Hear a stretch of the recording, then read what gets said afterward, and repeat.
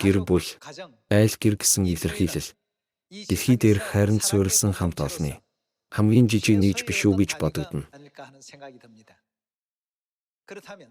Тэгвэл гэр бүл дотор аав ээжээсээ авдаг хайр халамж байдаг ч хүүхдүүд бидний зүгээс эцэг эхтэй үзүүлэх учиртай ачлалч мөн бидний орхигдуулж болохгүй хайрын ёс биздээ. Тиймээс энэ ачлалын талаар Библиэд хэрхэн зааж сургасныг өнөөдөр судалж мэдье. Энэ талаар Библиэд байхгүй юу? Мэдээж Библиэд байгаа. Библиэд ч мөн энэ газрын ачлах ёсоор дамжуулан Тэнгэр дэх ачлах ёсны талаар сургах гэсэн Бурхны гүн хүсэл бий. Энэ дэлхий дээр ч үр хүүхдүүд бид эцэг эхтэй сайн хандах ёстой гэж би боддог. Эцэг эх нь ойрхон байдаг бол та бүхэн байнга очиж уулзсан. Хэрв эцэг эх нь хол байдаг бол утсаар ч болов мэндийг нь мэдэж байгаарай гэх байна. Бурхан ачлалын талаарх тушаалаа хэрхэн тогтоосныг Гитлэл 20 дугаар бүлгийн 12 дугаар ишлэлээс харцгаая.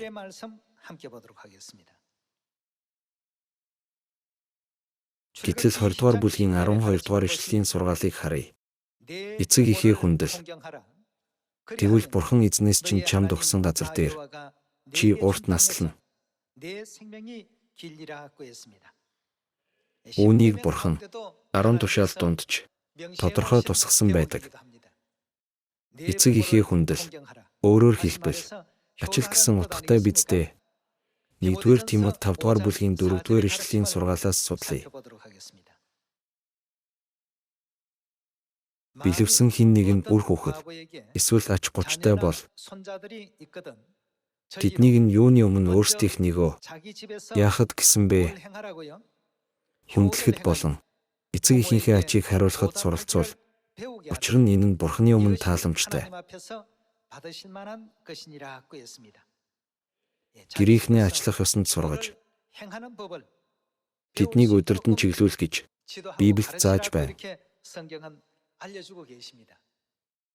Бурхан өөрийн тушаалдаа эцэг эхээ ачлах ёстой гэдгийг ч хүүхдүүд бидэндээ зааж ухааруулсан.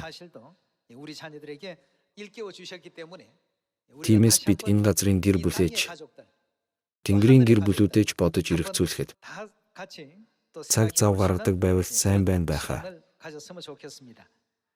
Библиэд ачлалын талаар болон эцэг эхээ хүндэтгэх тухайд хэрхэн тайлбарласан байдгийг Лев 19-р бүлгийн үгнээс судалцгаая. Лев 19-р бүлгийн 3-р ишлэлээс харцгаая.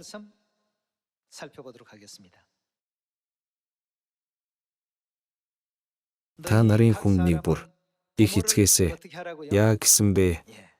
Их эцгээсээ имэж миний амралтын өдрийг сахихтун би та нарын Бурхан эзэн билээ.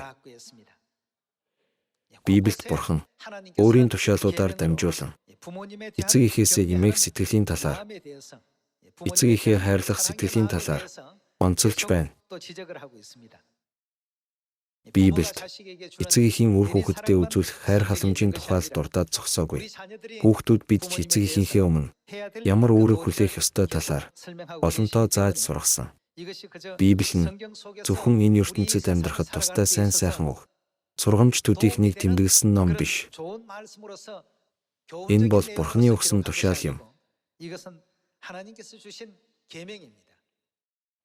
Эцэг эхтэй үргэлж хүндлэл үзүүлдэг Сионы гэр бүлүүд болохын тулд хичээл зүтгэл гаргахыг та бүхнээсээ хүсэх байна.